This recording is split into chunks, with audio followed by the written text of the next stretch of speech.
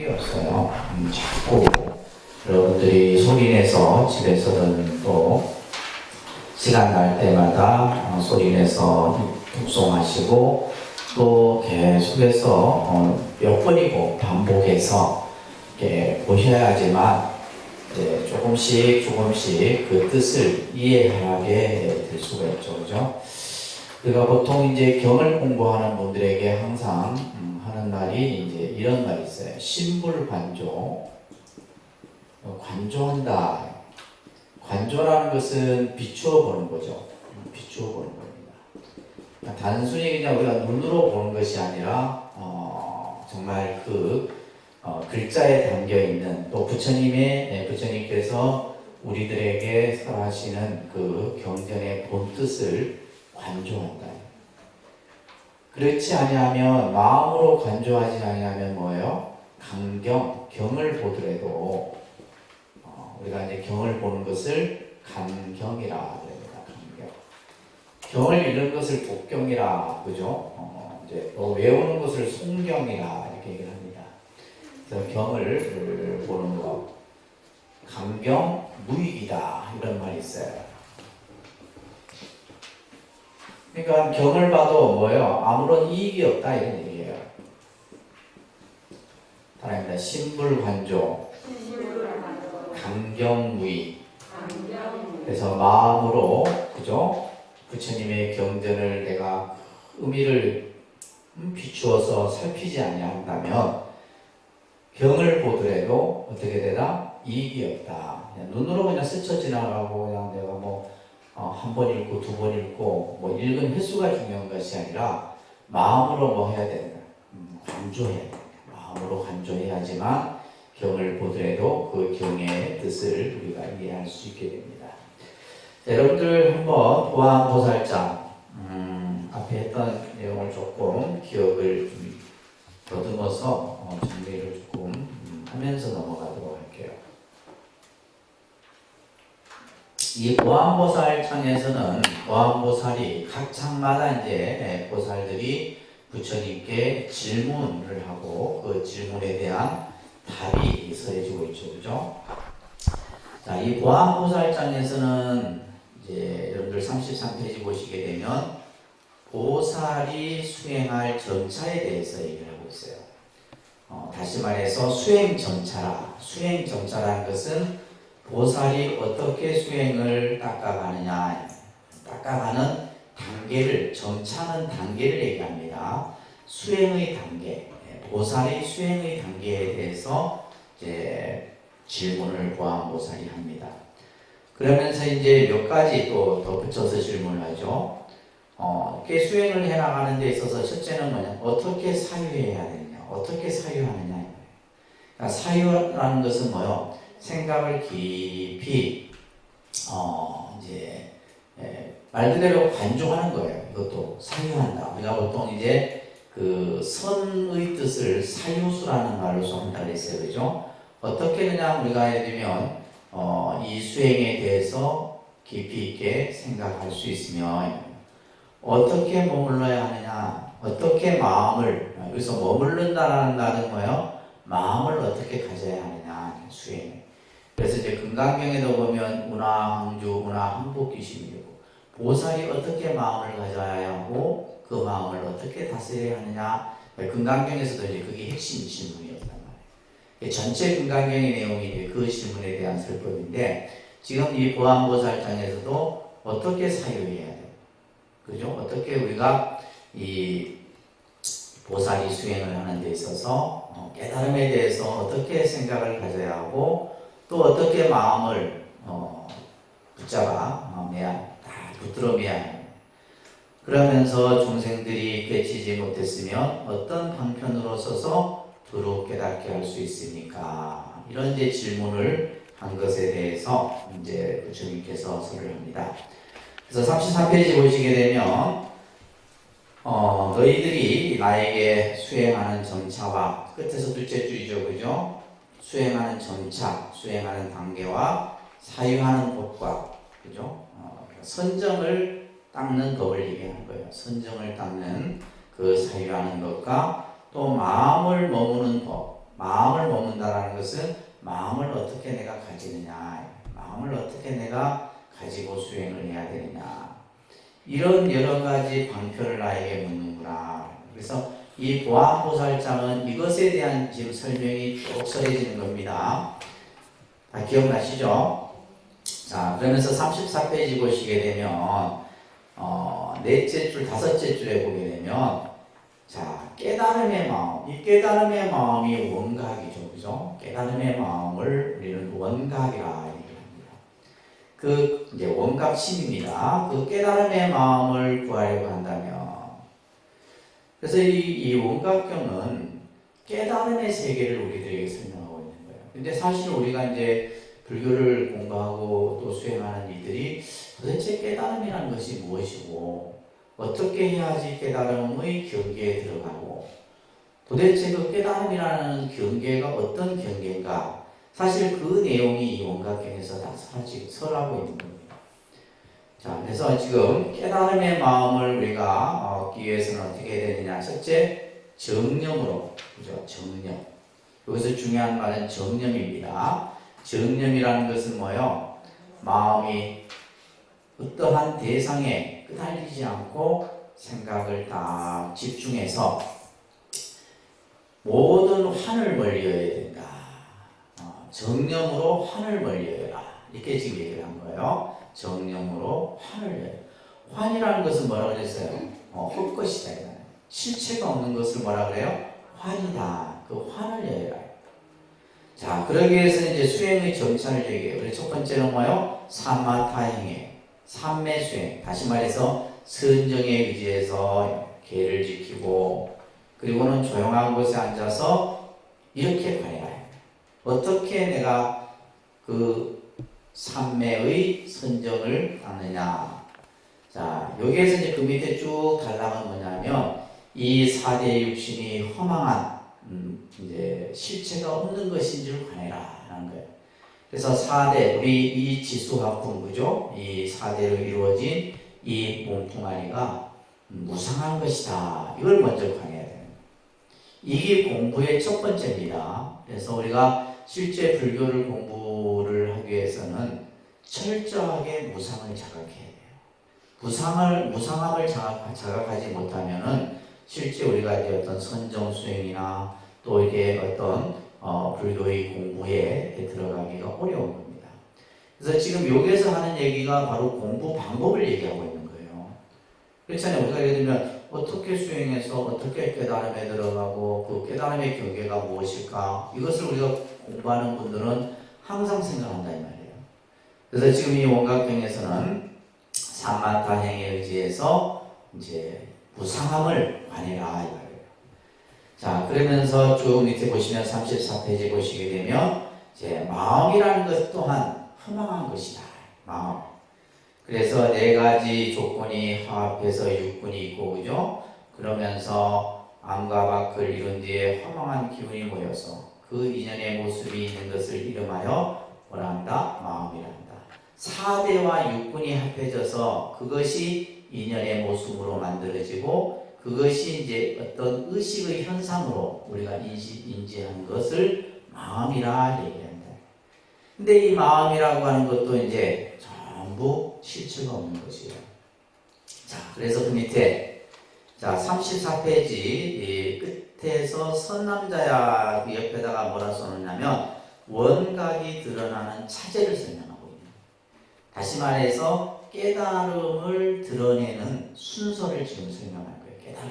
깨달음이라는 것이 어떻게 생겨나느냐라고 했을 때 그 깨달음의 차제를 설명하는 구절입니다. 중생들의 헛개비 같은 몸이 사라지므로 헛개비 같은 마음도 사라지고, 그래서 몸이 사라져요. 그래서 첫 번째는 근이 이제 전부, 그러니까 우리가 말하는 육근, 그죠? 몸이 사라져.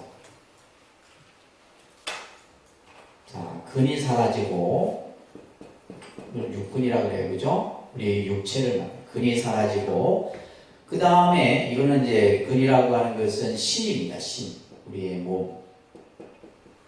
그 다음에 뭐가 사라지냐면 그 다음에 이제 마음이 사라져요. 식이 사라져요. 예, 식이 사라집니다. 그리고는 이거는 이제 마음이죠, 그죠?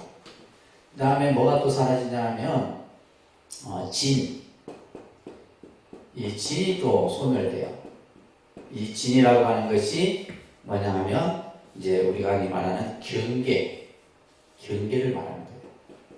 어떤 나타난 경계까지도 다 소멸되는 이런 과정들이 이제 쉽게 얘기해서 무슨 말이냐 하면 우리가 수행을 하게 되면 이런 어떤 차지의 경계들을 직접적으로 경험하게 된다 이런 얘기예요. 자, 그러면서 여러분들 35쪽에 보면 여섯째 줄에 보게 되면 몸과 마음이 모두가 헛개비의 때다. 그죠? 환구다. 이렇게 원문에서 환구다 이런 말이 나와요. 그렇기 때문에 이것이 이러한 모습이 영원히 사라지게 되면 모든 것이 청정해진다. 그러면서 쭉 밑에 내려보시면 일곱째 줄에 보면 나는 말하기를, 여기서 부처님을 말하는 거죠. 나는 항상 말하기를 몸과 마음이 모두가 헛개비의 때다. 환구다. 몸과 마음. 근데 우리 중생들은 몸이 있는 줄 알고 마음이 있는 줄 안단 말이에요. 그것이 마치 실체가 있는 줄 아는데 지금 이 부처님께서는 몸과 마음이 전부 뭐와 같은 줄 알아라? 환구와 같은 줄 알아라. 이렇게 지금 얘기를 하는 거예요. 그렇기 때문에 헛개비의 때를 여인이를, 그죠? 그것을 여인 이에 대하여 그것을 보살이라. 보살이라고 하는 것은 이제 몸과 마음의 환구를 다 벗어난 그러한 경계를 보살이 경계라 해요. 이제 그렇게 되게 되면 뭐요? 상대하여 떠난 이도 없고 이름을 붙일 것도 없게 된다. 따라합니다. 중생들의 몸과 마음 모두는 청정 원각에서 나온 환희요 구이다. 여기도 구는 때를 말하는 거예요. 그러니까 우리의 몸과 마음은 전부 어디에서 나왔다? 청정한 원각에서 나왔다. 그 원각에서 나왔기 때문에 그렇기 때문에 그것은 환희요 구다 이 말이에요. 그래서 여러분들 그 밑에 보시게 되면 그 끝에서 다섯째 줄에 보면 자, 따라합니다. 끝없는 허공은 깨달음에서 나타난 바이니라. 예, 끝없는 허공을 이제 원문에서는 무변허공이다 이런 구절이 나오는데 이 무변허공이란 끝없는 허공은 뭘 의미하냐면 원각의 청정한 성품을 얘기해요. 그 원각의 청정한 성품 그것은 전부 그 자체가 바로 깨달음의 본질이라는 겁니다. 그렇기 때문에 깨달음이 뚜렷하고 밝은 까닭에 깨달음이라는 것이 어떠한 상황이냐면 깨달음이라고 하는 것은 그 깨달음 자체는 뭐요? 분명하고 또 밝아. 또 그렇기 때문에 청정함이 그대로 드러난다 이 말이에요. 일체 어떤 환이나 때가 없는 그 자리가 바로 청정한 원각의 자리다. 이런 설명을 지금 하고 있는 겁니다. 그렇기 때문에 이제 중요한 구절이 나오죠. 마음이 청정하면 일체가 청정하다. 이런 말이 이제 우리가 시간에 배웠어요. 그죠? 일심이 정정하면 모든 것이 청정해지는 거예요. 마음이 청정. 뿐만이 아니라 한 세계가 청정하면 여러 세계가 청정하고 한 사람이 청정하면 여러 사람이 다 청정해지는 이런 이제 말씀들이 이제 쭉 설명이 되어집니다. 36쪽에 넘겨보세요. 자꾸 읽으셔야 됩니다. 중간 단락의 네 번째 단락에 보면 선남자야 온갖 실상의 성품이 청정하다. 실상의 성품이 청정하다라는 것은 실상은 뭐요? 이 세상의 모습, 이 세상의 그 있는 그대로의 참 모습은 그 바탕이 뭐하다는 거예요? 본래 청정한 것이다 이런 거예요. 그렇기 때문에 말합니다. 한 몸이 청정하고 한 몸이 청정함으로 여러 몸이 청정하고 여러 몸이 청정함으로 시방 중생들의 원각이 청정하느니라. 그러니까 실상이 이 현상의 실상이 본래 청정하기 때문에 우리의 몸이 청정해지고 우리 몸이 청정해지면 우리 마음도 청정해지고 또 한 세계가 청정하면 온갖 세계가 청정하다. 이 얘기를 지금 여기서 설하고 있는 겁니다. 그러면서 이제 쭉 밑에 보시게 되면 이 청정한 이 원각은 3세를 두루 감싸기에 3세, 과거, 현재, 미래, 시간을 전부 관통하는 거예요. 그러기에 일체가 평등하고 청정하여 움직이지 않느니라. 그래서 이제 우리가 불교는 이 현상의 모습을 우리가 이제 어떤 좋다, 싫다, 선하다, 악하다 이런 어떤 상대적 차별적 개념으로 보지 않습니다. 그러니까 깨달음의 경계에서 보면 이 실상이 전부 청정한 거예요. 그렇기 때문에 나중에 뒤에 나오지만은 부처도 중생도 없는 거예요. 본래 청정한 자리에는 부처와 중생이 차별이 없는 거다 이 말이에요. 이런 제설법이 여기에서 설해지면서 그 다음에 중요한 말이 나와요. 선남자야, 따라합니다. 선남자야, 허공이 이와 같이 평등하여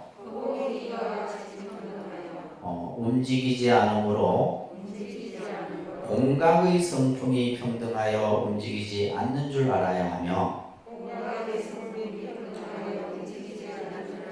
자, 여기에서 허공이 이와 같이 평등하여 움직이지 않는다. 허공이 평등하다. 여기서의 허공이라고 하는 것은 이 우주 법계의 이 모습을 표현하는 겁니다. 모든 것이 다 평등함으로 일체가 동요됨이 없어요. 그것이 이제 우리가 여기서 이제 평등이라는 개념을 조금 여러분들이 이해를 하셔야 되는데, 평등이라는 것은 똑같아 이런 개념이 아니라 여기서의 평등은 어떤 의미냐 하면 유무와 단상의 차별이 없는 것을 평등이라고 해요. 다시 말해서 우리가 이제 평등이라고 하는 것은 어떤 의미냐면, 우리는 보통 이제 유와 무, 있다 없다, 그죠? 그 다음에 단상이라는 말을 또 표현합니다. 단이라는 것은 끊어지고 단절되고 상은 영원하고 이런 어떤 차별의 경계가 없는 상태를 평등한 경지다라고 해요. 그래서 평등성 중에 무피차하고 이런 구절이 있어요. 평등한 성품 가운데는 피차, 너와 나가 없다 이런 얘기예요. 그래서 우리가 이제 깨달음의 경계는, 깨달음의 그 원각의 경계는 일체가 평등한 모습으로 보여지는 겁니다. 근데 이제 중생의 입장에서는 이제 유무와 단상의 뭐가 있어요? 차별이 있는 거죠. 그래서 이제 우리가 실제 우리 중생의 마음은 끊임없이 이런 어떤 상대적 개념에 대해서 차별의식을 갖게 됩니다. 그래서 실제 우리가 이제 수행을 해서 공부가 됐다라고 한다면 뭐예요? 차별적 경계가 끊어진 것을 우리가 이제 깨달음의 경계다라고 얘기하는 거예요. 자, 그래서 여기서 허공이 평등하여 움직이지 않으므로 공각의 성품이 평등하다. 공각의 성품. 자, 여러분들 조금 이제 어렵겠지만은 이 각에 대한 개념을 조금 여러분들이 잠깐 이해를 하셔야 돼요. 그래서 지금 동각, 묘각, 그죠? 먼각, 뭐 이런 이제 용어들이 나오는데, 실제 이제 대승기신론을 이제 공부를 조금 하게 되면 요 개념을 이해하기가 좀 쉬운데, 자, 우리가 이제 이 깨달음이라고 하는 것, 그죠? 깨달음. 지금 우리는 원각이라고 하는 세계를 지금 공부하고 있는데, 자, 깨달음의 모습을 처음에 시각의 이 개념이 설명됩니다. 시각. 다른데 시각. 그 다음에 봉각이라고 하는 개념이 있어요. 봉각. 그죠? 다른데 봉각. 그 다음에 마지막에 이제 나오는 깨달음, 궁극의 이제 마지막 최고의 어떤 완전한 깨달음을 구경각이라 이런 말을 해요. 다른데 구경각.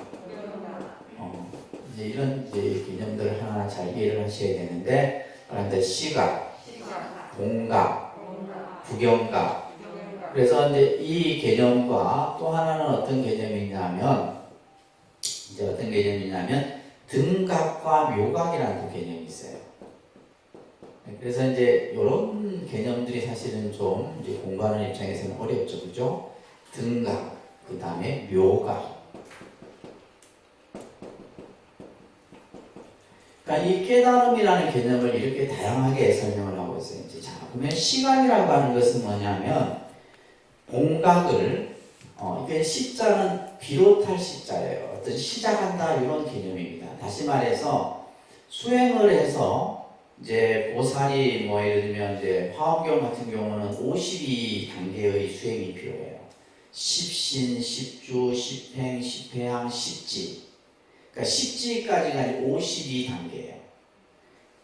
그 십지 보살이 이제 들어서고 그 다음에 나타나는 것이 이제 시각이에요.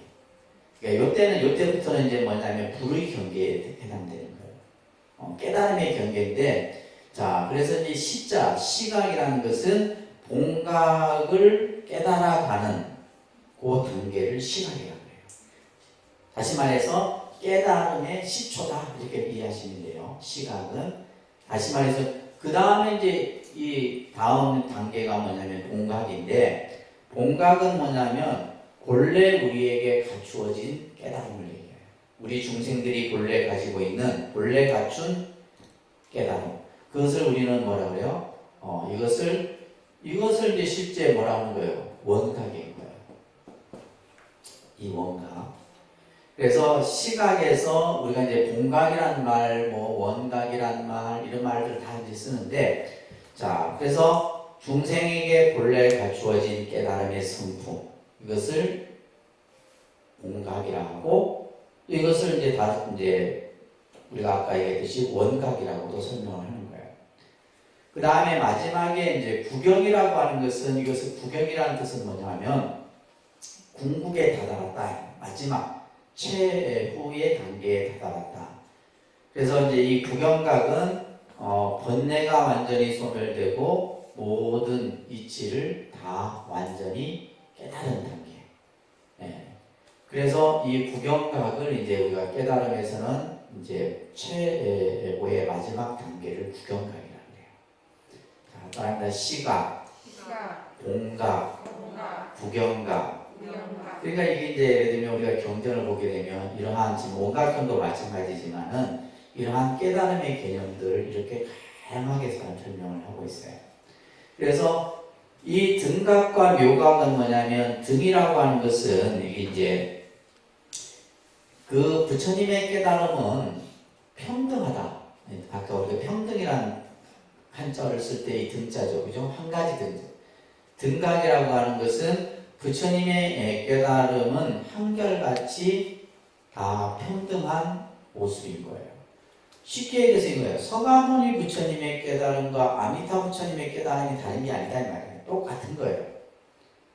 약사제 부처님의 깨달음이나 서가모니 부처님의 깨달음이나 우리가 경전에서 나오는 모든 부처님의 깨달음은 다 평등한 거예요. 그것을 뭐라 그래요? 등각이라고 합니다. 등각.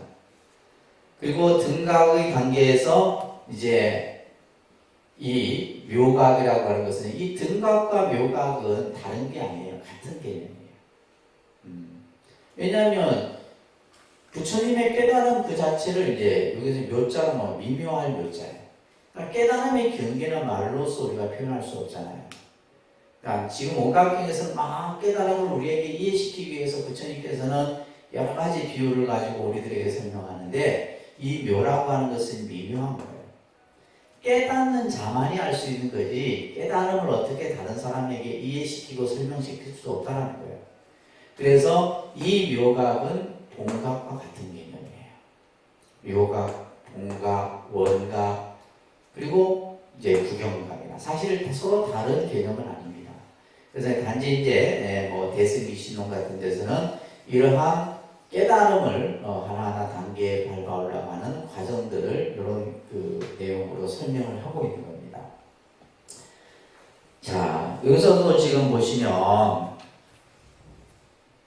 본각, 마땅히 본각의 성품, 그죠? 이 본각의 성품이 바로 원각이에요. 원각의 그 깨달음의 성품도 평등하여 움직이지 않는 줄 알아야 하고, 이와 같이 84,000 다라니문까지도 평등하여 움직이지 않으므로 본각의 성품도 평등하여 움직이지 않는 줄 알아야 한다.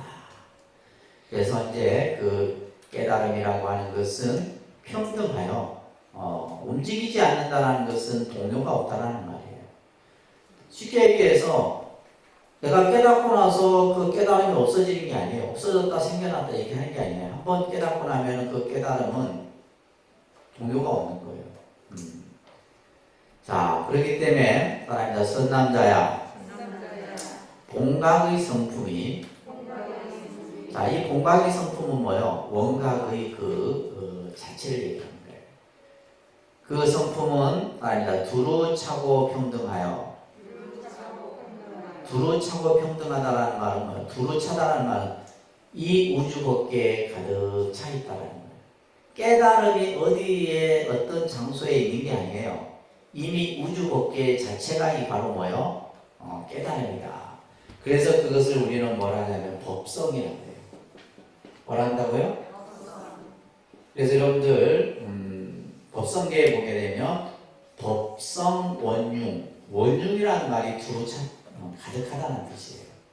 원융. 그래서 법성 원융 무이상이다. 그래서 법성이라는 것이 바로 뭐냐 하면 여기서 말하는 지금 뭐예요?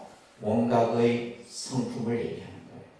그러니까 예를 들면 지금 이 본각의 성품, 원각의 성품 이것을 우리는 이제 화엄경 같은 데서는 이것을 법성이라 이렇게 표현합니다. 그래서 법성 원융 무이사 제법 부동 본래 적 들어보셨죠? 그렇기 때문에 제법은 부동에 움직이는 게 아니에요. 본래 고요한 거예요. 본래. 그러니까 우리 중생의 입장에서 보면 생겨났다 없어지고 하는 것처럼 보이지만은 본래 그 자리에 그대로 있는 것이다. 이제 이런 그 법성계 같은 경우도 말 그대로 이제 깨달음의 경계를 표현하고 있는 그런 개성이죠, 그죠? 자, 그래서 본각의 성품이 두루 차고 평등하여 움직이지 않아. 그래서 다시 말해서 깨달음이 없어졌다 생겨나고 어디에는 있고 어디에는 없고 그런 것이 아니다 이 말이에요. 이 우주 법계에 가득해 있는 거예요. 이것은 뚜렷함이 끝이 없어. 뚜렷함이 끝이 그냥 그 자체로서 그 깨달음이 그대로 드러나 있다 이 말이에요. 깨달음이라는 것이. 그렇기 때문에 이것은 육군이 법계에 두루차고 육군이 두루참으로 육진이 법계에 두루차고 육진이 두루참으로 사대가 법계에 두루차고 이와 같이 하여 84,000 다라니문까지도 법계에 두루차느니라. 다시 말해서 본각의 성품이 그죠? 두루 이 우주 법계에 가득하기 때문에 일체가 다 모든 것이 그 안에 다 갖추어져 있는 얘기예요. 그러니까 깨달음의 성품 안에 이미 모든 것이 다 갖추어졌다 이런 얘기입니다. 자, 그러면서 선남자야 저 묘한 본각의 성품이 두루 참으로 근의 성품과 진의 성품, 근의 성품은 육근의 그죠? 육근이 가지고 있는 그 성품과 육진이 가지고 있는 성품이 무너짐도 스티소짐도 없다. 다 각자 자기 모양대로 그대로 존재하고 있다는 거예요. 근과 진이 무너짐이 없는 까닭에 내지는 다라니문까지도 무너짐도 뒤섞임도 없나니 이것은 마치 100,000개의 등을 이제 우리가 많은 등불을 이렇게 켤 때 그 빛은 그죠? 그 한 공간에 빛이 차지만 그 빛이 서로 섞여지지 않는다면 각자의 자기의 빛을 발하고 있는 거예요. 마찬가지로 이 본각의 그 성품, 이 우주 법계의 그 본성 자체에서는 이와 같은 모습을 하고 있다는 겁니다. 그래서 무너짐도 뒤섞임도 없는 것과 같다. 그래서 지금 이제 그 깨달음의 본각의 그 본질 자체를 지금 설명하고 있는 구절입니다. 자, 그 다음 줄이 중요한 구절이에요. 여기서부터 이제 잘 보셔야 되는데, 아닙니다. 선남자야. 깨달음이 성취된 까닭에 깨달음이 성취됐다는 것은 깨달음의 경계가 완성되었을 때 이 말이에요. 깨달음을 이루었을 때 이루어진 상태에서는 이 말이에요. 깨달음이 내가 수행을 해서 다시 말해서 시각과 공각의 경계에 들어섰을 때는 이 말이에요. 자, 여기서 중요합니다. 보살은 법에 속박되지 않고, 자, 여기서 법에 속박된다는 말은 뭐냐면, 이건 이제 법집을 얘기하는 겁니다. 법집. 말합니다. 법집. 우리가 이제 이집의 개념이 금강경에서 소설해집니다. 그죠? 이집, 아집, 법집 이런 말 들어보셨죠? 우리가 이제 중생이 결국 무명 업장에 갇히는 그 근본 원인은 바로 이제 집착인데, 그 집착을 이제 조금 우리가 경전을 공부하면서 보면 금강경에서도 이제 그런 개념이 나오고 이집의 개념이 나오는 거예요. 이집. 그 이집이 이제 첫째는 아집이죠, 그죠? 아집은 나라는 것에 대해서 나라고 하는 이 주관적 개념의 집착이에요. 그러니까 여기에는 뭐가 있어요? 아상도 있고 아만도 있고 여러 가지 이제 나를 중심으로 한 이제 하나의 어떤 집착된 개념들이 형성이 되는 거예요. 자, 그래서 이게 아집은 뭐예요? 이거는 주관적인 거예요. 주관적 집착입니다. 그 다음에 법집이에요. 이 법집은 뭐냐? 어떤 의미냐면은 이제 객관적 집착이에요. 객관적 상황에 대한 집착이에요. 객관적 상황에 대한 집착. 그래서 예를 들면 이 법집이 뭐냐면 모든 존재는 어떠한 실체가 있다고 생각하는 거예요. 예를 들면 우리가 부처님께서는 무상을 얘기했는데 우리 중생은 뭐예요? 무상이 아니고 이 세상에 존재하는 것은 다 어떤 실체가 있다 생각하는 것이 바로 뭐예요? 법집이에요. 법집. 이런 것들이 법집입니다. 예를 들면 무한데 우리는 뭐라 생각하고 유하라 생각하고, 무상인데 유상이라 생각하는 거. 이게 전부 뭐예요? 법집이에요. 이 세상은 뭐예요? 늘 끊임없이 변화하는데 어떤 것에 의해서 결정되어져 있다라고 생각하는 것. 이런 것들이 전부 뭐예요? 법집입니다. 그래서 우리가 이제 중생들은 항상 이 아집과 법집이라고 하는 이 집착에 얽매이게 되는 겁니다. 그래서 이것은 어떤 존재나 현상에 대해서 집착하여 얽매이는 겁니다. 뭐 물건이 됐든, 그죠? 예를 들면 이런 것들이요. 자, 이거는 컵이다. 이 컵이라고 하는 것에 대해서 내가 예를 들면 이거는 컵이야. 이건 뭐예요? 법집이에요. 근데 우리가 금강경에서는 뭐예요? 컵이 아니다 얘기하는 거죠. 법집을 벗어나도록 하는 거예요. 그러면 컵이 아니고 뭐냐? 그냥 컵이라고 이름할 뿐이다. 그 이름이 컵인 것이지 이 컵 자체는 실체가 있다 없다? 실체가 있어요 없어요? 그 실체가 없다라고 생각했는데 우리는 뭐예요? 실체가 있다라고 생각하는 거예요. 그러니까 이게 컵이다. 그냥 그래서 이거는 컵이라고 우리가 이름을 붙여놓은 것뿐이다. 나라고 하는 것도 마찬가지예요. 내가 이 몸뚱아리를 나라고 하지만은 이거는 실체가 있는 게 아니다. 근데 우리는 그것을 실체가 있다라고 생각하는 게 뭐다? 법집이에요. 아시겠죠?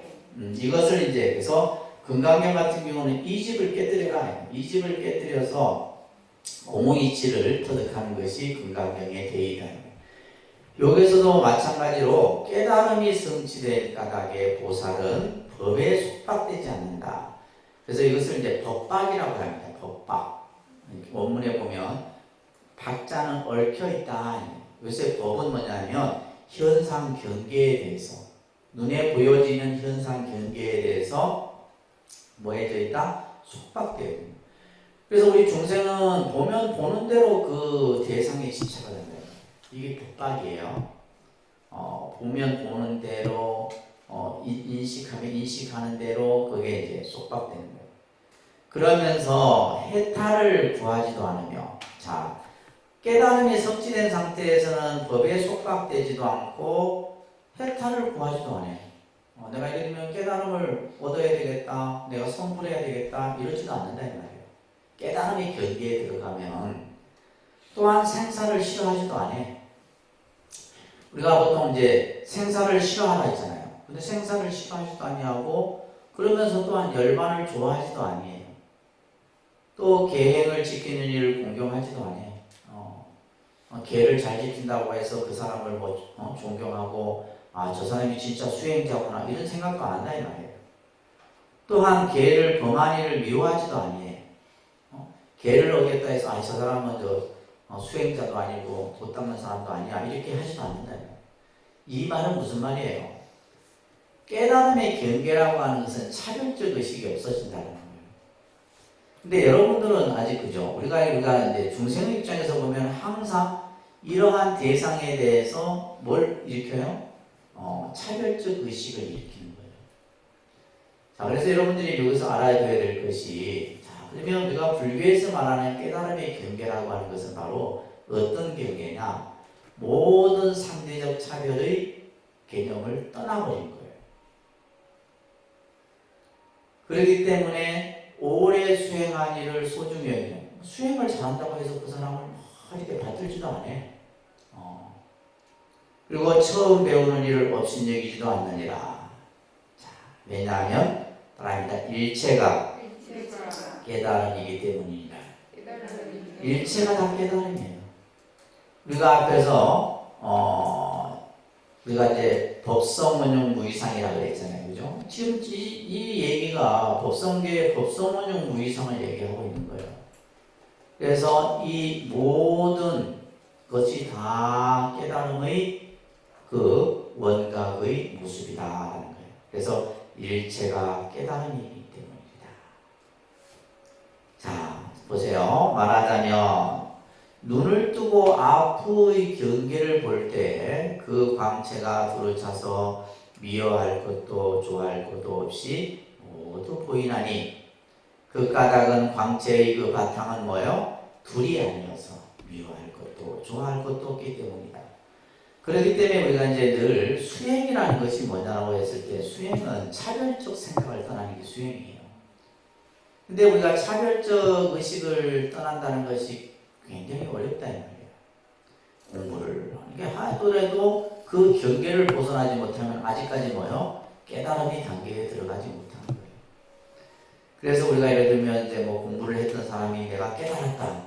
그 깨달았다라고 얘기하는 자체가 뭐예요? 그 사람은 아직 깨달음의 경계에 들어가지 못한 거예요. 다시 말해서 깨달았다는 그 의식조차, 그 관념조차도 벗어버리는 거예요. 그래야지만 진정한 원각의 경계에 들어갈 수가 있는 겁니다. 그렇기 때문에 보살과 말세의 중생들이 이 마음을 닦아 익히고, 이 마음이 바로 뭐예요? 원각심이에요. 그 원각의 마음은 일체가 청정한 마음자리다. 그 안에는 뭐가 없어요? 차별의 경계가 없는 자리다. 이것을 닦아 익히고 성취하게 되면 자, 거기에는 뭐예요? 닦는 바도 없고 이런 바도 없다. 이것을 우리는 원각의 경지는 무수무증이다. 원각의 경지는 뭐라고요? 무수무증이에요. 그러니까 우리가 참 얼마나 어리석어. 우리가 무엇을 한다. 내가 지금 무엇을 하고 있다. 이런 의식 관념이 있다라고 하는 자체가 뭐예요? 아직도 우리는 공부가 되지 않은 상태인 겁니다. 그래서 원각의 경지는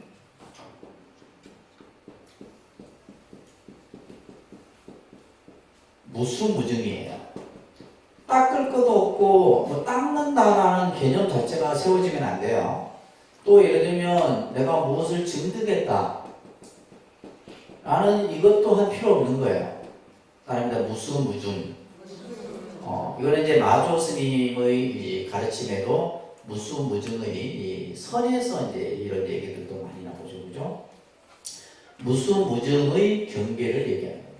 이것이 바로 뭐냐? 일체가 아까 뭐라 그랬어요? 깨달음이다. 일체가 뭐다? 깨달음이다. 근데 우리 중생은 일체가 깨달음인 줄 모르는 거예요. 여러분들이 아무리 뭐 이 원각행을 들은들 뭐 큰 스님 법문을 들은들 이 그죠? 일체가 각이다 이 말이에요.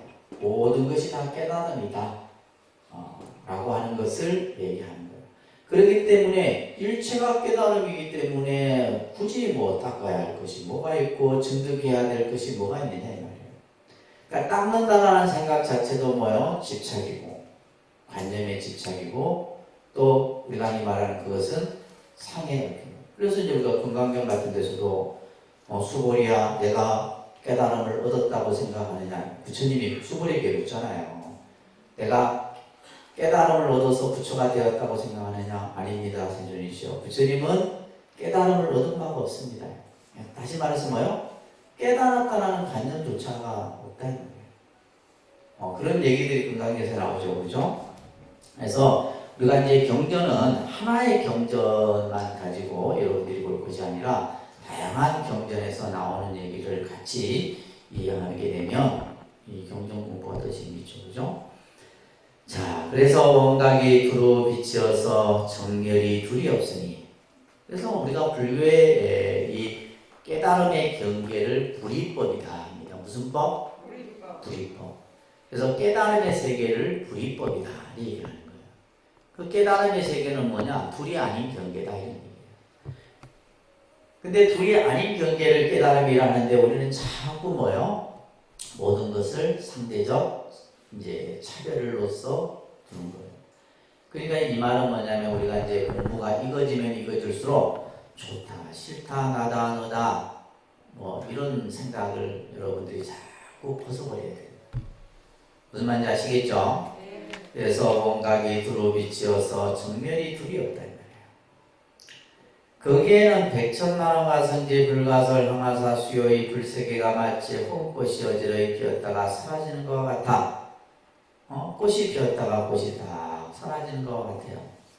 그대로도 아니요, 떠난 것도 아니요, 묶인 것도 아니요, 벗어난 것도 아니니. 자, 여기서 중요한 말이 나오죠. 그러니까 중생이 본래부터 부처를 이룬 것이며 생사와 열반이 지난 밤의 꿈 같은 줄 비로소 알게 되느니라.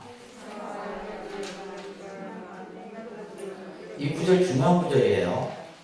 중생이 본래부터 부처다. 중생이 본래. 그래서 우리가 본래 성불이라는 개념이, 그러니까 이제 원각경 같은 경우는 실질적으로 이제 선의 어떤 그 도노적 사상의 개념을 담고 있습니다. 그러니까 예를 본래 중생은 본래 부처다 이 말이에요. 다시 말해서 중생이 무슨 수행을 해서 부처가 되고 이게 아니에요. 중생이 뭐다? 본래 부처다. 근데 우리는 뭐예요? 그 본래 부처라는 사실을 모르기 때문에 중생인 거예요. 우리 스스로가 본래 부처라는 사실을 모르기 때문에 그것이 본래 부처라는 사실을 모르는 것이 바로 뭐예요? 무명이에요. 그래서 다음에 나오는 금강장 보살장에서는 다시 무명에 대해서 또 규명을 하고 있는 거예요. 그래서 중생이 본래부터 부처를 이뤘다. 그래서 서가모니 부처님은 본래 부처예요. 이 세상에 오기 전에도 부처였고 이미 과거에도 부처였고, 그죠? 이 일체가 다 뭐다 그랬어요? 깨달음이다. 그러니까 이 말의 뜻은 뭐냐면 불교라는 종교, 불교의 가르침은 일체가 평등하고 일체가 차별이 없고 일체가 모든 것을 하나로 보는 가르침이 바로 불교예요. 그렇기 때문에 불교의 가르침 속에는 뭐요? 시시비비가 없는 겁니다. 아시겠죠? 시시비비를 따지면 안 돼. 일체가 그냥 깨달음인데 그 안에서 뭐 시시비를 가리키고 있어요. 이미 중생이 본래 부처인데 뭐 부처가 무슨 수행을 해서 닦아서 중생이 부처가 되고 이러는 거예요. 이것은 우리가 이제 경전상에서 설해지는 것은 뭐냐? 그것은 전부 뭐요? 방편설인 거예요. 그러니까 지금 이 원각경은 방편설이 아닙니다. 법화경 개념하고 달라요. 법화경은 방편설법이에요. 우리들은 하나하나 이렇게 알아서 이렇게 이제 이해해 시켜갖고 우리들에게 이렇게 길을 가는 방법을 가르쳐 준다면 이 원각경은 바로 단도직입적으로 얘기하잖아요. 중생이 본래 부처다 하면 끝난 거지 뭐 다시 뭐가 있어요. 근데 예를 들면 이제 법화경 같은 경우는 왜 중생이 본래 부처라는 사실을 그거 이제 하나하나 이제 설명하는 거예요. 근데 그걸 뭐로 비유로 설명하고 그죠? 여러 가지 이제 방편으로 설명을 하는 거예요.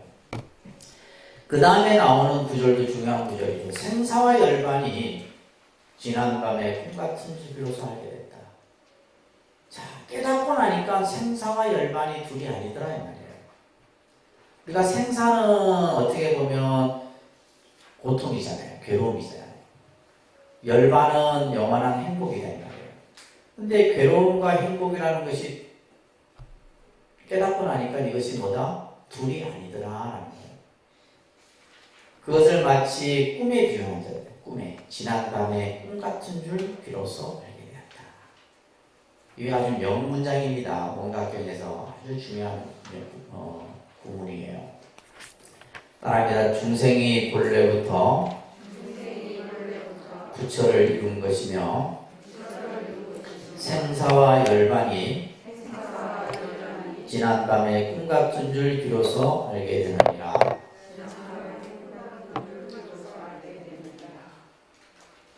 이것을 잘 여러분들이 생각을 하셔야 돼요. 이 지금 말씀을, 부처님 말씀을 잘 아주 깊이 생각해야 됩니다. 선남자야 모두가 어젯밤에 꿈 같은 거. 모든 것이 꿈이에요. 네, 그러니까 우리가 지금 여러분들은 현실에 살고 있다지만 지금 이 현실도 뭐다? 꿈이에요.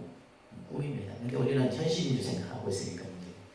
그러니까 우리가 지금 이 꿈 같은 지금 현실 속에서 살면서 여러분들이 꿈을 꾼다. 그죠? 그 꿈은 무슨 꿈이에요? 쓸모없는 꿈이죠. 우리 삶 자체가 꿈인데 꿈에서 또 꿈을 꿔. 아무 의미 없는 거예요. 그 꿈은 우리의 인식의 상황 속에서 여러분들이 그 생각을 하고 번뇌를 일으키고 하는 과정 속에서 나타나는 마치 뭐와 같은 거예요? 원각경의 비유를 들면 하나와 같은 거예요. 저 호공에 핀 꽃과 같은 거다 이 말이에요.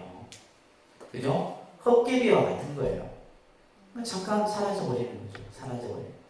근데 이제 여러분들은 이제 막 그게 이제 집착을 하게 되고 생각을 하게 되죠. 자, 선남자야 모두가 어젯밤에 꿈 같다. 응?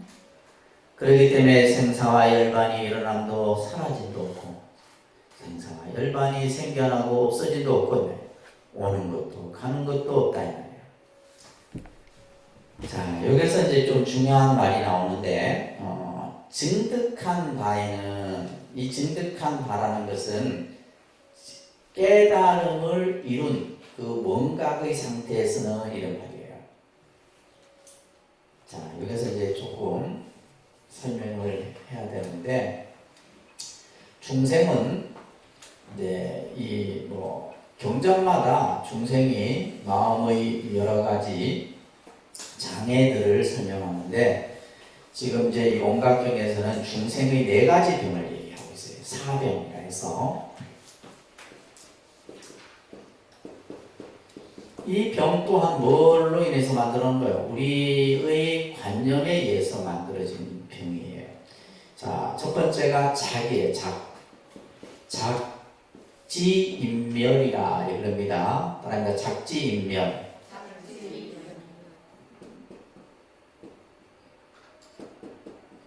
이 본문에서 나오는 아주 중요한 이 개념이에요. 따라합니다. 작지인멸.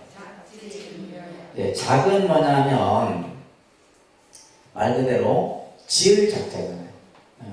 다시 말해서 뭐냐면 임의로 지어요. 억지로 무언가를 내가 만드는 거예요. 작. 쓸데없이 뭔가 그냥 내가 만드는 거. 그죠? 그래서 이것은 뭐냐면 어떤 목적을 위해서 내가 그것을 만드는 것을 작이라고 해요. 작이고 지는 이 그칠 짓잖아요.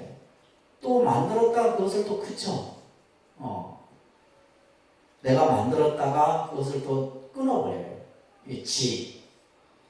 임이라고 하는 것은 이거는 뭐냐면 임자가 맡길 임자예요. 되는 대로 맡기는 거예요. 될 대로 되라 이런 거죠. 임이에요. 임. 맡길 임자. 멸이라고 하는 것은 그냥 아예 아무것도 없어지는 상태. 그래서 이 작지인멸의 이제 병을 지금 여기서 얘기하는데, 다시 말해서 증득한 바에는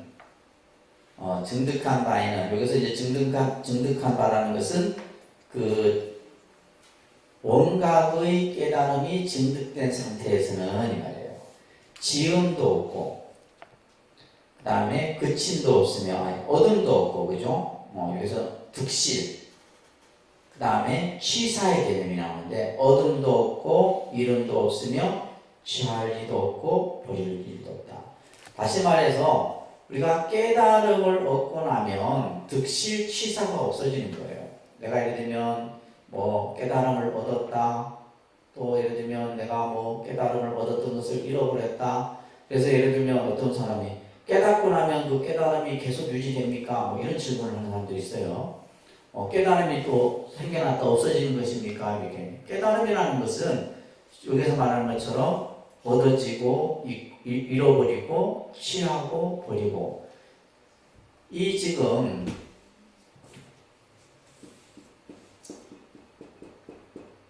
득실, 취사 이 용어거든요. 취하고 버리는 거. 자, 예를 들면 우리가 얻고 잃어버리고 취하고 버리는 이거는 결국 뭐예요? 우리의 망상 분별에서 만들어지는 거예요. 생각의 그 망상에서 만들어지는 것인데, 깨달음을 얻고 나면 이것이 없어져 버린다 이 말이에요. 원각을 깨닫고 나면은 이러한 우리의 망상이 분별이 없어진다, 이런 개념이에요. 그래서 증득한 바에는 얻은 이도 잃은 이도 없고 취할 이도 버릴 이도 없다. 그 다음에 증득한 이에게는, 그래서 기능증자 이렇게 원문에 나오는데, 증득한 이, 깨달음을 증득한, 원각을 깨달은 자, 원각을 깨달은 자에게는 아까 얘기했듯이 작지인멸이 없는 거예요. 자, 증득한 이에게는 지음도 없고 그침도 없으며 막힘도 없고 없앰도 없다, 이 말입니다. 아시겠죠? 그래서 원각의 경계를, 증득된 원각의 경계에서는 득실 취사도 없고, 또 원각을 깨달은 자에게 있어서는 작지인멸도 없다, 이런 얘기예요. 다시 말해서 득실 취사나 작지인멸이나 이것은 결국 뭐예요? 우리 중생의 망상 분별에서 일어나는 것들이에요. 이러한 증득 가운데는 능히 아는 이와 아는 바가 없고, 그것을 알고 또 아는 대상도 없고 증득한다는 것도 없고 증득할 리도 없어서 일체가 평등하여 무너지지 않는 줄 알게 되네요. 다시 말해서 원각의 경계에서는 일체 모든 우리가 의식에서 일으키는 상대적 분별이나 이런 모든 것이 다 생겨났다 없어지고 얻어지고 잃어버리고 이런 경계 자체가 없어진다는 거예요. 따라합니다. 선남자야, 보살들은 이와 같이 수행하고, 어떻게 수행하라고 그랬어요? 어떻게 수행하라고 그랬어요? 지금 여기 이와 같이 수행하라고 그랬잖아요. 정념으로, 그죠? 우리 앞에 했던 내용을 여러분들 기억을, 정념으로 환을 여의고, 이런 뜻이에요. 정념으로 환을 여의고, 또 이와 같이 차츰 나아가며, 그래서 우리가 계율을 수지하면서, 그죠? 몸과 마음을 닦는 거죠. 그러면서 이와 같이 사유하며, 이와 같이 사유한다는 것은 모든 것이 환인 줄 알며, 그죠?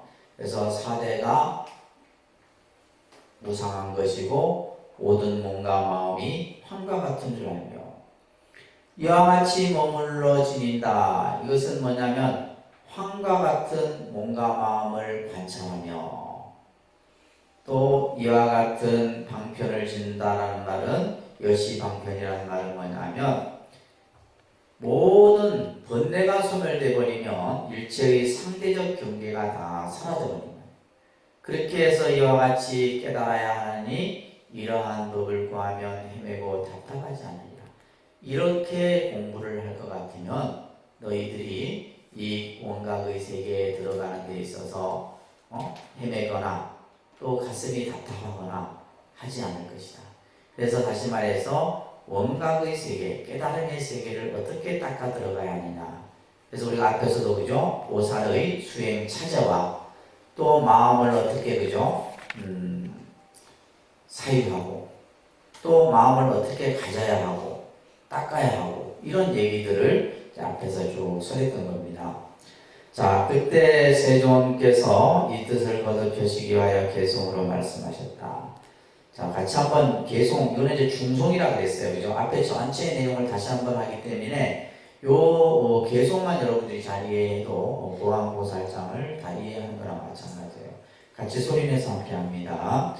보안이여 그대는 마땅히 알라 일체 중생의 몸과 마음 어깨비 같아 몸은 사대에 속하고 마음으로 육진으로 사대가 각각 제각기 흩어지면 그 누가 악한 자이겠는가. 이와 같이 차츰차츰 수행해 가면 일체가 모두 청정해져서 요동치 않고 어깨에 두루하니 짚고 끝이고 맡기고 없앰도 능히 깨쳐 들리도 또한 없도다. 부처님의 온갖 세계 헛공고 같아 과거 미래가 모두 평등하여 끝끝내 가고움이 없느니라. 처음 발심한 모든 보살과 말세에 한량 없는 여러 불도에 들고자 이와 같이 닦아 익히라.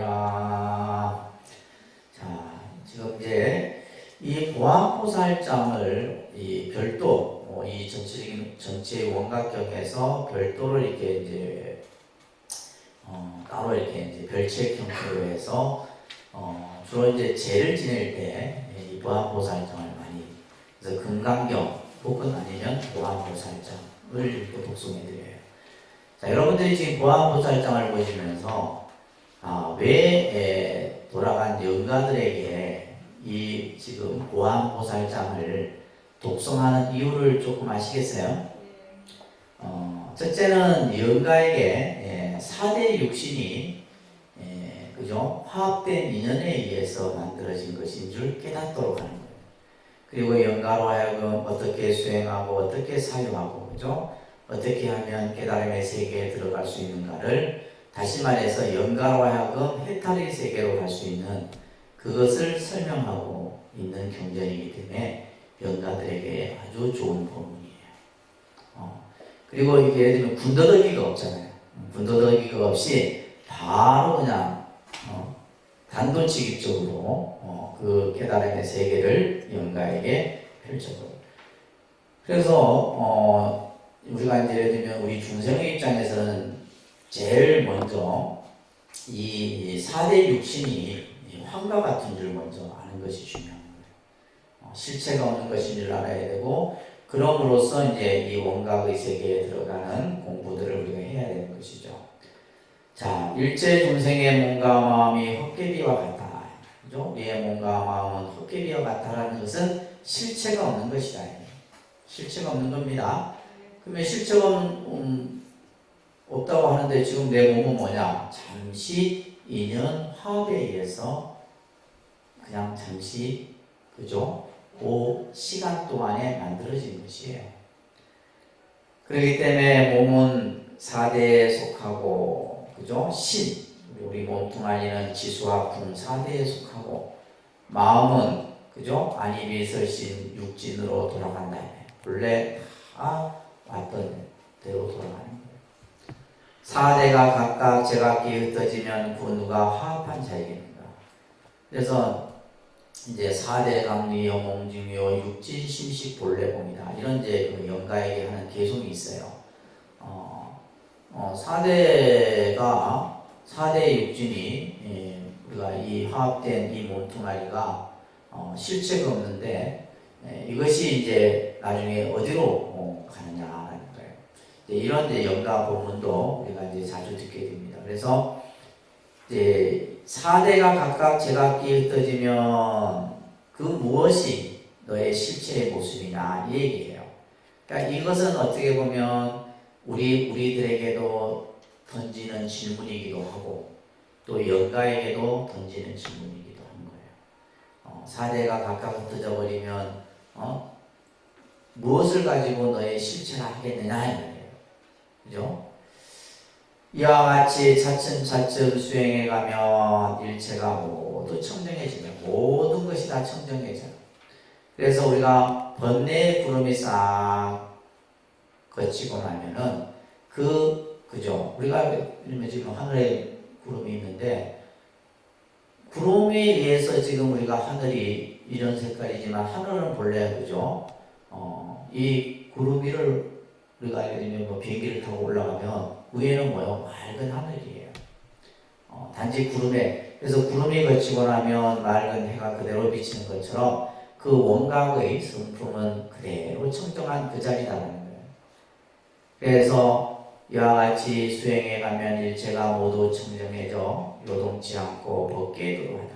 깨달음이라는 것은 아까도 그죠? 일체가 깨달음이라 했잖아요. 일체가 전부 그 깨달음의 모습이 우주 벗기에 두루만한 것이에요. 그렇기 때문에 짓고 그치고 맡기고 없애고 이거는 전부 뭐예요? 중생의 망상 분별로서 일으키는 모습들이란 말이에요. 이런 것도 없고 능히 깨쳐 얻을 리도 없고 또한 없도다. 깨쳐 얻을 리도 또한 없다. 그래서 우리가 얻을 것도 없고 딱 증득할 것도 없다 이런 얘기가 앞에서 나왔습니다. 부처님의 온갖 세계 그죠? 이것은 마치 허공꽃과 같아 과거 현재 미래가 모두 평등하여 하고 옴이 없다 이 말이에요. 그렇기 때문에 처음 발심한 모든 보살과 말세의 중생들이 전부 불도에 들고자 한다면 이 불도가 바로 뭐예요? 원각의 세계에 들고자 한다면 마땅히 이와 같이 닦아 익혀야 한다. 이렇게 해서 보안보살장을 우리가 많이 봤습니다. 그래서 이 보안보살장에서는 정말 그 깨달음의 경계, 깨달음의 세계를 우리들에게 이렇게 아주 있는 그대로 드러내 보이는 그런 가르침이다라고 여러분들이 이해를 하시면 됩니다. 그래서 자주 읽으세요. 원각경 보안보살장은 아주 좋습니다. 자, 오늘은 조금 금강장 보살까지도 조금 한번 진도를 나가보도록 할게요. 자, 교재 보시게 되면 금강장 보살도 몇 가지 이제 질문이 나와요. 자, 첫 번째가 본래 부처였던 중생에게 왜 무명이 있게 되느냐. 자, 아까 얘기했잖아요. 중생이 본래 뭐다? 부처다. 중생이 본래 부처다. 본래 성불이었다라면 왜 무명이 있느냐 이 말이에요. 중생에게 왜 무명이 있느냐. 본래 부처라 한다면 왜 중생에게 무명이 있느냐 이거예요. 그러면 무명이 본래 있는 것이라면 중생을 부처라고 하지 말아야 되지 않느냐 이거예요. 무명이 있다라면 중생을 부처라 얘기하면 안 되지 않느냐 이런 얘기예요. 그리고 부처도 나중에 다시 중생이 될 수도 있지 않느냐. 부처님도 나중에 뭐요? 또 미혹해지면 중생이 될 수 있지 않느냐. 중생이 부처가 된다면 부처도 또한 중생이 될 수 있지 않느냐. 아주 질문이 아주 예리합니다. 이에 대해서 이제 금강장 보살이 이런 질문을 하는 것에 대해서 부처님께서는 이렇게 다 한마디로 얘기합니다. 지금 네가 생각하는, 네가 나에게 질문하는 그 마음이 전부 뭐냐면 윤회하는 마음. 이 윤회하는 마음이라는 것은 조금 무명이에요. 캄캄한 제대로 알지 못하는 마음으로 부처의 원각을 알려고 하는 어리석음을 여기서 부처님께서는 꾸짖고 있는 내용이 바로 금강장 보살장에서 나오는 얘기입니다. 그래서 여기에서는 여러분들 금강장 보살장 그 위에다가 무명의 본질에 대한 질문이 내용이 이거다라는 것을 좀 정리를 해주세요. 무명의 본질에 대한 질문. 자, 여러분들도 무명을 한번 공부했던 적이 있는데 기억나세요? 이 무명을 잘 여러분들이 이해를 하셔야 됩니다. 14페이지 한번 보세요. 네, 이거 자꾸 들어도 그죠? 여러분들은 이 저장 시간이 얼마 안 돼. 그래서 자꾸 반복하는 수밖에 없어요. 자, 14페이지 끝에서 다섯째 줄에 보면 따릅니다. 어떤 것이 무명인가? 무명이라는 말, 무명. 무명이란 결국 우리가 이제 윤회의 근원도 무명이에요. 윤회를 하게 되는 그 근원도 무명이에요. 여러분들이 이 세상에 그죠? 이렇게 지금 인간의 몸으로 또 아버지 어머니 인연으로 왔는데 그 인연이 만들어지기 이전에 그 시원은 어디다부터 시작되느냐? 무명으로부터 시작이 되는 거예요. 그래서 부처님께서 12연기를 이제 사유할 때 왜 인간은 태어나고 늙고 병들고 죽어야만 하는가라고 했을 때 그 인연의 사슬을 쭉 거슬러 올라가니까 그죠? 어디에서부터 시작이 돼요? 무명으로부터 돼요. 그래서 무시무명이라는 말이 있어요. 그러니까 무시무명. 무시무명이라는 말은 시작을 알 수 없는 언제인지는 몰라. 그 무명으로부터 행, 식, 명색, 유기, 촉수, 애치, 유, 생노사 그죠? 여러분들 12연기 배우셨잖아요. 바로 이 무명이에요. 그래서 이제 우리가 이제 흔히 불교 공부는 무명을 밝히는 거예요. 무명을 밝히는 것을 우리는 뭐라 그래요? 지혜다라고 얘기하는 거예요. 무명을 밝히는 걸 뭘 한다? 지혜. 그래서 우리가 지혜가 뭐냐 했을 때 결국 무명을 밝혀요. 그러면 도대체 이 무명이라는 게 뭐냐 이거죠. 무명을 밝히는 게 지혜라 한다면 그 무명이라는 것이 도대체 뭐냐? 그래서 지금 이 14페이지 여기서도 무명에 대해서 얘기를 했고 오늘 이제 공부하는 금강장 보살장에서도 무명에 대해서 확실히 여러분들이 알 수 있는 공부가 되는 거예요. 선남자 일체 중생이 시초가 없는 과거로부터 그죠? 무시무명이라 시작을 할 수가 없어.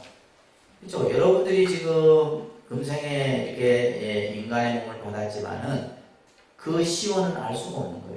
그 시초가 없는 과거로부터 각가지로 뒤바뀐 것이 뒤바뀌었다는 것은 전도됐다. 뒤바뀌었다는 의미는 뭐예요? 전도된 거예요. 이것은 마치 어리석은 사람이 사방을 바꾸어서 동서남북 사방을 바꾸어 동을 설하고 설을 그죠? 암이라하고 이렇게 하는 것을 전도라는 생각이 거꾸로 됐다 이 말이에요. 바뀌어 아는 것과 같다. 또 뭐냐면 사대를 자기 몸으로 아는 것 이거 무명이에요. 사대를 뭐요? 사대가 우리 지수화풍이라 했잖아요. 자, 지수화풍 사대가 우리 몸을 이루는 구성 요소지만은 근데 이 사대가 이 몸뚱아리를 나라고 생각하는 거예요. 이거 무명이에요. 또 육진의 그림자를 그죠? 색성 안이비설신의 그 육진의 그림자를 뭐라 그래요? 자기 마음을. 그래서 우리가 예를 들면 내가 마음을 내는 것 이게 내 마음인 줄 아는 거예요. 내 마음이 아니라 뭐예요? 대상을 인식해서 일으키는 하나의 현상인 거예요. 여러분들이 예를 들면 우리가 예를 들면 보고 듣고 하는 경계 속에서 일으키는 마음이 있잖아요. 이건 내 마음이 아니에요.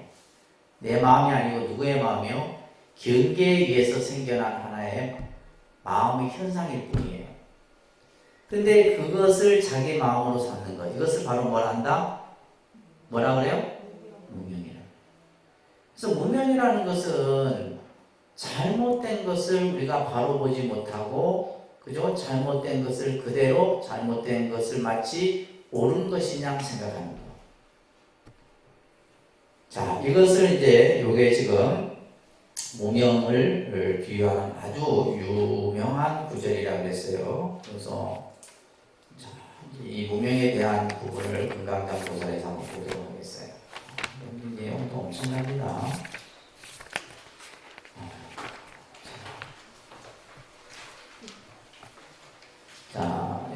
45쪽에 보시면 자, 문수보살장에서 우리가 조금 정리를 좀 해보면 문수보살장에서는 이런 말을 하셨어요. 그러니까 영원히 무명을 끊어야 불도를 이룬다. 이런 말이 핵심이에요. 무명을 끊어야지만 다시 말해서 뭐요? 깨달음에 들어간다. 이렇게 얘기를 했던 거예요. 무명을 끊어라. 무명을 끊어야지만 불도를 이룬다라고 하는 말이 문수보살장에서 얘기를 했어요. 자, 그런데 이제 보현보살장에서는 이런 말이 나와요. 시작을 알 수 없는, 그러니까 시작을 알 수 없는 허망한 무명이, 이 무명이라는 것이 자, 원각의 마음에서 세워진다. 그러니까 원각의 마음에서 세워진다. 자, 첫 번째는 무명을 끊어야지만 불도를 이룬다 라고 얘기를 했는데, 이 무명이라고 하는 것이 시작을 알 수 없어. 그런데 그 무명이 어디에서 만들어졌느냐? 원각에서 만들어졌다. 이게 지금 얘기를 했어요. 그리고 보안보살장에서는, 이 보안보살장은 여러분들이 제일 가까이서 들었으니까 기억이 좀 나겠지.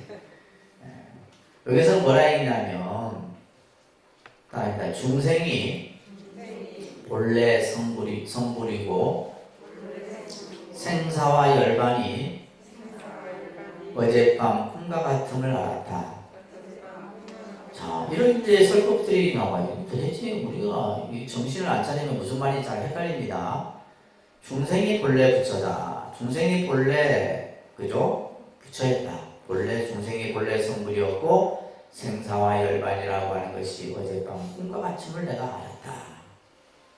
자, 그러면 이제 이 지금 금강장 보살에서는 요 지금 내용들을 연결해서 쭉 설하는 내용이에요. 자, 한번 일단은 본문을 한번 보도록 할게요. 자, 이때 금강장 보살이 대중 가운데 있다가 자리에서 일어나 부처님 발에 이마를 대절하고 오른쪽으로 3번 돌고 무릎을 세워 꿇고 손을 모으고 부처님께 사입니다. 대비하신 세존이시여 모든 보살들을 위하여 의뢰의 청정한 원각의 대다라니와 인지법행의 정처와 방편을 잘 말씀해 주셔서, 그죠? 지금 문수, 보현, 보안장, 보살까지 지금 이런 말씀들을 쭉 해줬다. 수행의 정차와 또 방편에 대한 얘기들을 쭉 해주신 거죠. 그죠? 중생들의 어리석음을 깨우쳐 주셨으니 오임에 있는 대중들은 부처님의 자비로운 가르침을 받고 헛개비에 가리며 이 밝아져서 지혜의 눈이 깨끗해졌나이다. 자, 지금 이제 이 금강장 보살이 처음부터 이게 지금까지 부처님의 설법을 듣고 저희들이 이제 그죠? 그래서 헛개비의 가림이 환히 밝아졌다는 것은 무명의 그죠? 그림자가 싹 사라져서 저희들이 지금 지혜의 눈이 환하게 밝아졌다. 왜냐하면 지금 앞에 보안보살장 같은 데서 그 깨달음의 경계를 우리들에게 펼쳐 보였기 때문에 지금까지 미혹한 마음의 그죠? 그 무명의 그림자가 싹 사라져 버리잖아요. 자, 그러면서 세존이시여, 이렇게 이제 부처님의 가르침을 잘 들었다는 것을 얘기해 놓고 이 금강장 보살이 질문을 하는데 이 질문이 기가 막힌 질문이에요. 이 중요한 구절입니다. 따릅니다. 세존이시여, 저 모든 중생들이 본래부터 부처였다면 무슨 까닭에 다시 무명이 있게 되었습니까? 자, 여기다 숫자 1번을 써놓으세요. 그게 이제 첫 번째 질문이에요. 그죠? 모든 중생들이 본래 부처였다면. 자, 우리가 앞에서 보안보살장에서는 중생이 본래 부처다 이 얘기했잖아요. 일체가 다 깨달음이고 이런 얘기를 했단 말이에요. 근데 본래 부처였다면 왜 중생에게 다시 무명이 있느냐 이런 얘기예요. 여러분들도 궁금 많으셨어요? 이게 이제 우리가 사실 공부를 좀 한 사람들은 누구나 갖는 궁금한 부분이에요. 근데 그 궁금한 거에 대해서 지금 이 원각경은 하나하나 잘 설명을 해주고 있는 겁니다. 자, 그래서 첫 번째 질문 이해되셨어요?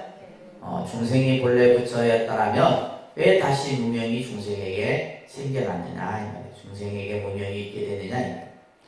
자, 그 다음에 이제 두 번째 숫자 2번 수 따라합니다. 만일 무명이 본래부터 있는 것이라면, 그죠? 무명이라는 것은 시작을 알 수 없는, 그죠? 그 시간으로부터 무명이라는 것이 있었다 이 말이에요. 그래서 무명이 본래부터 있는 것이라면, 따라합니다. 무슨 까닭에 열애께서는 본래부터 부처를 이루었다 하십니까? 본래부터 무명이 있었다면 중생이 본래 부처였다라는 말을 왜 하시냐 이 말이에요. 이 문장의 뜻을 잘 이해하셔야 돼요. 그래서 열애께서는 본래부터 부처를 이루었다 이렇게 얘기를 하십니까? 중생이 본래 부처다 이 얘기를 먼저 항상 생각하고 계셔야 돼요. 자, 세 번째입니다. 따릅니다. 만일 시방의 중생들이 본래 불도를 이루었다가, 네, 다시 말해서 뭐요?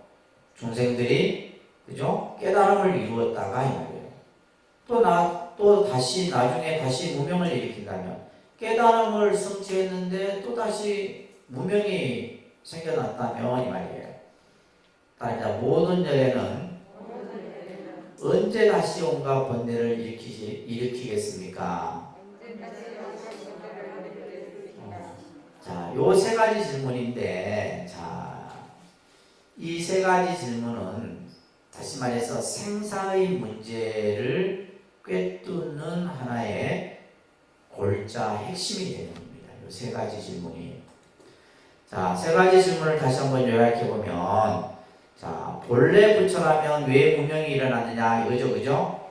본래 부처라면 무명이 왜 생겨났느냐. 그래요. 사실 우리가 예를 들면 늘 궁금했던 점이 맨날 일체 중생이 다, 그죠? 본래 근데 사실 여기서 중요한 것은, 그러니까 부처의 완성됐다라는 의미는 아니에요. 이제 뭐 경전마다니라든지 뭐 이제 기신론이라든지 여러 경전 그 부처가 될 수 있는 성품을 부족한 것이지 부처다 이런 얘기는 사실 아닌데, 그래서 이제 요 원각경은 요 지금 내용에 충실해서 우리가 볼 겁니다. 그래서 본래 부처라면 왜 무명이 생겨났느냐? 두 번째는 뭐였어요? 무명이 본래 있다라면 본래 부처라 어떻게 말할 수 있느냐 이거예요. 무명이 있었다, 무명이라는 것이 본래 있다라면 본래 부처라고 어떻게 말할 수 있느냐. 세 번째는 뭐였죠? 열애 또한 다시 무명을 일으키느냐, 열애도 다시 번뇌를 일으키느냐 이거예요. 다시 깨달음을 이루었다가 다시 번뇌를 일으키게 되느냐 이런 얘기예요. 자, 요 세 가지에 대한 질문입니다. 오직 바라옵나니 끝없는 대자비를 버리지 마시고 보살들을 위하여 비밀장을 열어주시오. 말세 일체 중생들로 하여금 이와 같은 수다라의 요의 법문을 듣고, 수다라는 경이죠, 그죠? 여기서 이제 요의라는 것은 이제 그 뜻을 요다라, 그 이치를 환희한 이 법문을 듣고 영원히 의심과 또한 뉘우침을 끊게 하옵소서. 중생들이 늘 이와 같은 의심을 일으키고, 그죠? 또 그로 인해서 죄업을 짓게 되는데 그것을 끊게 하여 주십시오. 이렇게 이제 금강장 보살이 질문을 하는 겁니다. 자, 여기서 이제 우리가 흔히 이 의심이라는 말이 나왔는데, 의심은 우리가 공부를 해 나가는 데 있어서 가장 큰 방해가 되는 것이 이 의심이에요. 그래서 공부를 하는 사람이 의심을, 여기서 이제 우리가 화두에서의 의심하고는 다른 겁니다. 화두에서 의심을 가져라. 그것은 의단이죠. 그죠?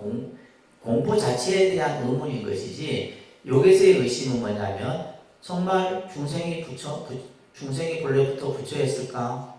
이런 의심이에요. 예를 들면 중생이 과연 부처가 될 수 있을까? 이런 의심. 근데 우리가 예를 들면 부처님께서 이미 경전에서 얘기해놨던 것을 우리는 그것을 듣지 아니하고 내 생각에서 의심을 일으키는 거예요. 이것은 뭐다? 공부하는 수행에 있어서 방해가 되는 거죠. 이것은 결국 뭐냐면 망령된 생각, 다시 말해서 쓸데없는 생각으로 인해서 내가 바른 견해를 갖지 못하도록 장애를 일으키는 것이 바로 의심이에요. 그래서 이제 의심에도 보면 여러 종류가 있습니다. 의심에도 이제 예를 들면 정말 공부에 대해서 의문을 가지고 그 공부에 대한 답을 찾는 의심의 개념도 있을 수 있겠지만은, 여기에서는 뭐냐면 부처님 말씀에 대한 의심이에요. 정말 부처님 말씀이 맞을까? 부처님이 이렇게 말씀하셨는데 과연 그 말이 맞을까에 대한 그에 대해서 이제 의심과 뉘우침을 끊게 하소서. 이렇게 말하고는 몸의 다섯 활개라고 하는 것은 오체 투지를 말하는 거예요. 땅에 세 번 던져 정하여 바치고 다시 시작하려 한다. 그때 세종께서 금강장보살에게 말합니다. 자, 같이 한번 읽을게요. 좋은 말이다, 좋은 말이다, 선남자야. 그대들은 지금 보살들과 말세의 중생들을 위하여 열애의 심이 깊고 비밀하고 완벽한 마지막 방편을 물으니, 이는 보살들의 제일 높은 가르침이 요의 대승으로 시방의 배우는 보살들과 말세의 모든 중생들로 하여금 결정된 믿음을 얻어 영원히 이익심과 끊게 하는 일이다. 자세히 들으라. 마땅히 그대들을 위하여 말해주리라. 자, 이렇게 이제 지금 금강장 보살이 예를 갖추어서 부처님께 법을 설해줄 것을 청하죠. 자, 그러자 부처님이 이제 금강장 보살에게 이렇게 얘기를 합니다. 선남자야, 그대들은 지금 보살과 말세의 중생들을 위해서 열애의 심이 깊고 비밀하고 완벽한 마지막 방편을 물으니, 그죠? 어떻게 보면 지금 이 금강장 보살이 질문했던 것은 아까도 얘기했잖아요. 생사의 관문을 뚫는, 그죠? 가장 핵심의 질문이라는 거예요. 그것을 이제 너가 물었으니 이는 바로 보살들의 제일 높은 가르침인 요의 대승. 요의 대승이라는 것은, 아까 요의라는 것은 뜻을 요다나 부처님의 그 참 가르침을 이해한 그러한 대승의 가르침으로서, 이것은 시방에 배우는 보살들과 또 말세의 모든 중생들로 하여금 결정된 믿음이 이제 확고해지는 거죠.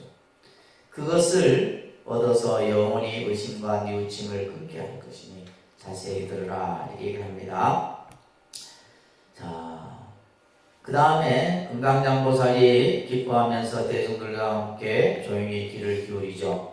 자, 그 다음 줄이 이제 중요한 구절입니다. 따라합니다. 선남자야, 온갖 세계의 시작하고 마침과 나고 멸함과 앞서고 뒤짐과 있고 없음과 모이고 흩어짐과 일어나고 있고 없음과, 그죠? 모이고 흩어짐과 일어나고 멈춤이, 이렇게 해야 돼요. 앞서고 뒤짐과 있고 없음과 모이고 흩어짐과 일어나고 멈춤이, 그러니까 잠깐 사이에는 서로 이어지고 계속되어 고리 돌듯 왕복하는데,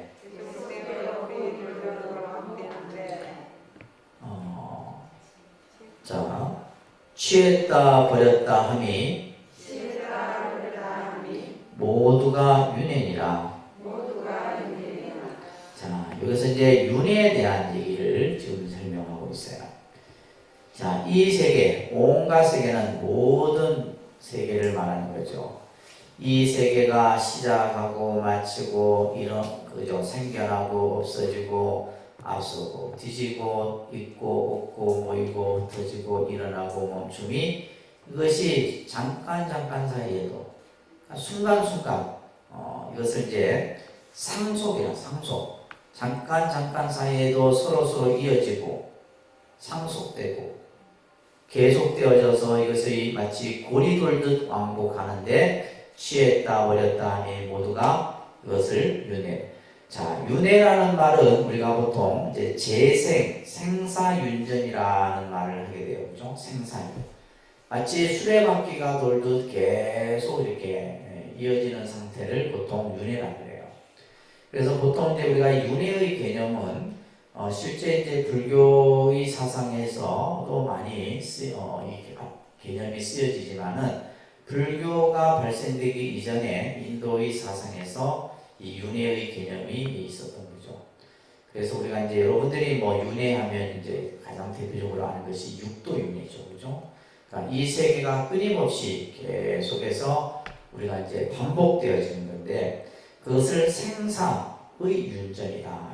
생사가 끊임없이 반복되는 과정 속에서 나타나는 겁니다. 자, 그것을 윤회라는 거예요. 윤회. 마치 수레바퀴가 돌듯이 끊임없이 계속 이어지는 상태를 얘기하는 거예요. 자, 그러면서 요 중요한 구절입니다. 하나님, 윤회를 벗어나지 못한 채. 그러니까 윤회를 벗어나지 못했다라고 하는 것은 다시 말해서 뭐요? 아직까지 깨달음의 경계, 그죠? 해탈의 경계 속에서 우리가 아직 들어가지 못한 상태에서, 그죠? 그러니까 다시 말해서 뭐요? 중생의 현실, 중생의 어떤 고통 속에 갇힌 채의 영역이에요. 원각을 가려내려면,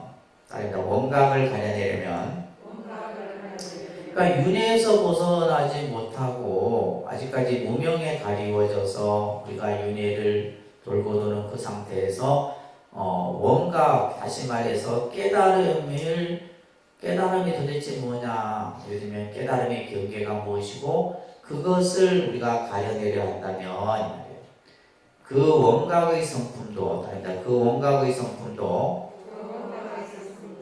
함께 흘러 돌거늘 그것으로서 윤회를 면하려 한다면 옳지 않으리라. 지금 우리는 윤회 속에 있으면서 윤회 가운데서 원각의 그러한 경계를 이해하려 하고 그 원각의 세계를 우리가 알려고 한다면 그것은 쉽게 얘기해서 쉽게 알 수 있는 것이 아니다 이 말이에요. 이것은 마치 뭐와 같냐면 비유하면 껌뻑이는 눈에 맑은 물을 흔드는 것과 같고, 그러니까 이제 안정된 눈이 불의 바퀴돌이를 따라 도는 것 같고, 구름이 흘러가면 달이 움직이는 것 같고, 배가 가면 언덕이 옮겨지는 것과 같다. 이것은 마치 이제 우리가 내 어떤 시야에 따라서 사물이 움직이는 현상과 같은 거예요. 다시 말해서 내가 지금 윤회의 그 굴레 속에 있는데, 그죠? 그 윤회 속에 있으면서 원각의 세계를 이해한다는 것은 쉬운 것이 아니다 이 말이에요. 그것을 이제 이렇게 지금 비유를 얘기하는 거예요. 그래서 선남자야 모든 바퀴돌이가 쉬지 아니하면, 바퀴돌이가 쉬지 않는다는 말은 윤회가 끊어지지 아니하면 이 말이에요. 그래서 우리 이제 불교에서 해탈이라고 하는 것은 윤회에서 벗어나는 것을 해탈이라고 해요. 우리가 이제 불교에서 해탈이라는 용어도 사실은 불교에서 쓰여진 용어가 아니라 불교 이전에 이미 사용됐던 용어 중에 하나인데 그 해탈이라는 용어 자체도 윤회에서 벗어나는 것을 해탈이라고 해요. 그래서 우리가 이제 예를 들면 깨달음이라는 얘기를 했을 때 그 깨달음을 뭐라냐면 윤회에서 벗어나는 것, 다시 말해서 생사를 벗어나는 것, 이런 표현들을 우리가 하거든요. 자, 그래서 여기서 말하는 것처럼 바퀴돌이가 쉬지 아니하면, 윤회를 끊지 아니하면 이 말이에요. 저 물건들이 먼저 멈추는 일이 없거늘 이 말이에요. 그렇죠? 지금 우리 앞에서 비유를 든 것을 얘기하는 거예요. 그러면서 하물며 바랍니다. 생사에 유전하는 때 묻은 마음을 그죠? 깨끗이 하지 않고서 부처의 원각을 보려 한다면 어찌 뒤바뀌지 않을 수 있겠느냐. 자, 우리가 예를 들면 생사에 유전하는 때 묻은 마음, 다시 말해서 번뇌 무명에 그죠? 덮여 있는 마음으로 어찌 그 깨끗한 원각의 경계를 알 수 있겠느냐 이 말이에요. 그래서 이제 우리가 예를 들면 아무리 깨달음의 세계를 얘기하고 깨달음의 경계를 우리가 경전을 통해서 접해도 우리가 그 세계를 알지 못하는 것은 우리 마음이 아직 막 뭐예요? 윤회에 갇혀 있고 무명업장에 갇혀져 있기 때문에 아무리 얘기를 해준들 그것을 우리는 알 수가 없는 거예요. 자, 그렇기 때문에 너희들은 뭘 일으키느냐? 세 가지 의혹을 일으키는 것이다. 그래서 이제 사목이라는 개념이 나오는데 요거는 이제 다음 주에 할 겁니다. 그래서 윤회하는 마음으로는 다시 말해서 뭐요? 깨달음의 경계를 알기가 어렵다 이런 얘기예요. 윤회하는 마음으로는 깨달음의 세계를 알기가 어렵다. 자, 그래서 이제 첫 번째 이것에 대한 질문이었어요. 중생이 본래 부처였다면 어찌 다시 무명이 있느냐? 그 무명이 어찌 생겨났느냐에 대한 질문이 마치 여기서 지금 얘기한 거에 대해서 윤회의 마음으로는 다시 말해서 무명의 마음으로는 원각의 세계를 알 수 없다 이런 얘기를 여기서 하고 있는 거예요. 자, 그러면서 이제 세 가지 그 사목에 대한 얘기는 이건 좀 내용이 설명이 좀 길어서 다음 시간에 하도록 할게요. 좀 읽어보세요. 좀 어렵습니다. 조금 어려운데 그래도 자꾸 읽다 보면 이해가 될 겁니다.